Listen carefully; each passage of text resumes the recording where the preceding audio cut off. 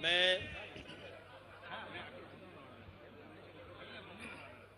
जगन जी का धन्यवाद देना चाहता हूं कि उन्होंने अपने इस धरने के कार्यक्रम में मुझे बुलाया है, और इस धरने के कार्यक्रम में मैं ना आता और जो मैंने फोटोग्राफ्स या वीडियोस देखे हैं, शायद मैं सच्चाई नहीं जान पाता। पॉलिटिक्स में कभी आप सत्ता में रहते हैं, कभी सत्ता से बाहर चले जाते हैं। मैं इतना ही कहना चाहता हूं, ये देख करके जो लोग सरकार में हैं उन्हें सादगी रखनी चाहिए, दूसरे लोगों की सुनना चाहिए, दूसरे लोगों की जान नहीं लेनी चाहिए।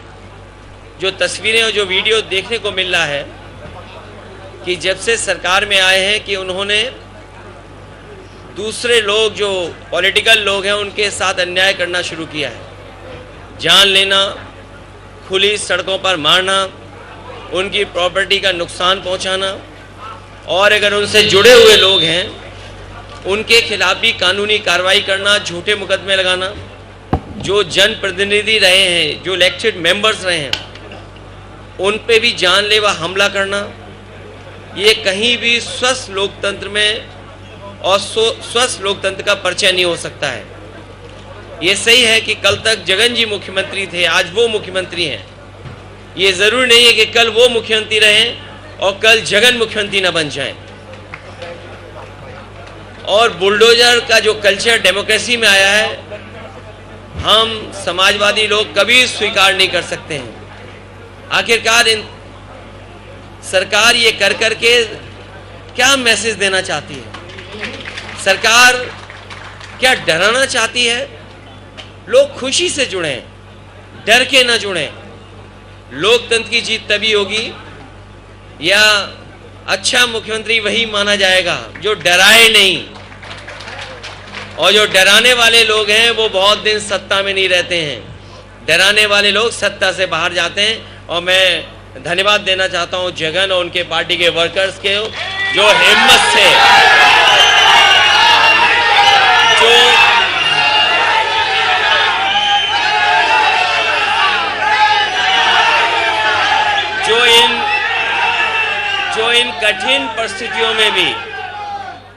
जो इन कठिन परिस्थितियों में भी अपने नेता के साथ हैं।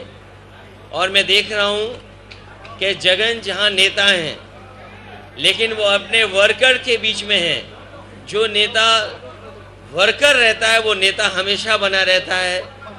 आज वर्कर्स के लिए लड़ रहे हैं, यही वर्कर्स हैं जो कल आपको लड़ करके वहां पर दोबारा पहुंचाएंगे।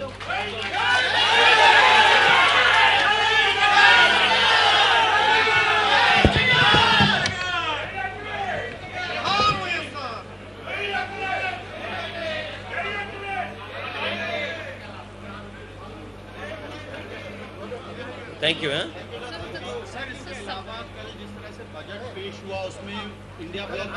देखिए, बजट पे मैं इसलिए नहीं बोलूँगा, ये जगन जी का मुद्दा है, इसको आपको दिखाना चाहिए, बताना चाहिए कि वर्कर के साथ अन्याय नहीं होना चाहिए। आप किसी की जान ले रहे हैं, किसी की प्रॉपर्टी का आप नुकसान कर दे रहे हैं, बुलडोजर चला रहे हैं। ये तो यूपी में भी हमने देखा है। और मैं उस तकलीफ, उस परेशानी को महसूस कर सकता हूँ कि यूपी में भी जब बुलडोजर चलता था और न्याय के लिए जब लोग जाते थे, एक कदम आगे देखा है हम लोगों ने, एक कदम इससे आगे देखा जो फेक इनकाउंटर देखा। और शायद दुनिया में, देश में कहीं किसी ने ऐसा नहीं देखा होगा कि लाइव किसी को मार दिया गया हो। देश के बड़े चैनल उस समय लाइव थे, उस समय किसी की जान ले ली गई हो, तब जब वो पुलिस कस्टडी में रहा हो। पुलिस कस्टडी में ये हम मानते हैं कि सबसे सुरक्षित जगह होती है। तो मैं महसूस कर सकता हूं कि जिस तरीके से इनके वर्कर के साथ अन्याय हो रहा है, हमने अपने बहुत करीब वर्कर्स को देखा है उत्तर प्रदेश में। ये बात मैं इसलिए कह रहा हूं कि कभी हम 3 लोकसभा के सांसद थे, हम लोग लड़े, सरकार से नहीं झुके। न केवल हम 37 एमपी जीते हैं, बल्कि कांग्रेस पार्टी को भी 6 एमपी समाजवादी पार्टी के लोगों ने उत्तर प्रदेश में जिताने का काम किया। तो जनता ये देखती है और जनता अपना मन बदलती है।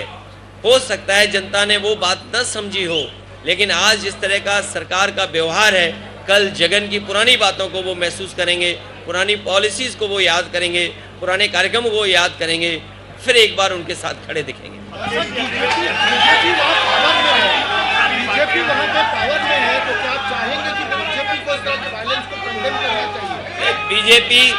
बीजेपी को अगर स्वस्थ राजनीति करनी है और देश में स्वस्थ माहौल बनाना है, उनको जनादेश को समझ लेना चाहिए। जनादेश यही है कि यहाँ पर भाईचारा हो, स्वस्थ राजनीति हो। आप देखिए अभी कावड़ को लेकर के क्या किया था सरकार ने, लेकिन सरकार को पीछे हटना पड़ा। जनता स्वीकार नहीं कर रही है, जनता वायलेंस को पसंद नहीं कर सकती, जनता कभी भी नहीं चाहेगी कि एक दूसरे की जान ले कोई।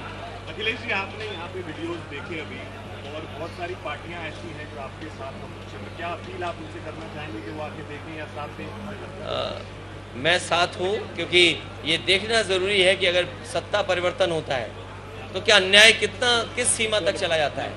हमारा इस एग्जीबिशन में आने का मकसद यही है कि कल मुख्यमंत्री जगन थे, आज दूसरे हैं, कल कोई और भी होगा, तो ये वर्कर के साथ अन्याय नहीं करना चाहिए।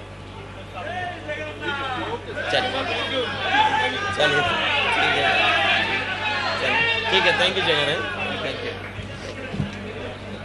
मैं मिलता हूँ, thank you sir, thank you.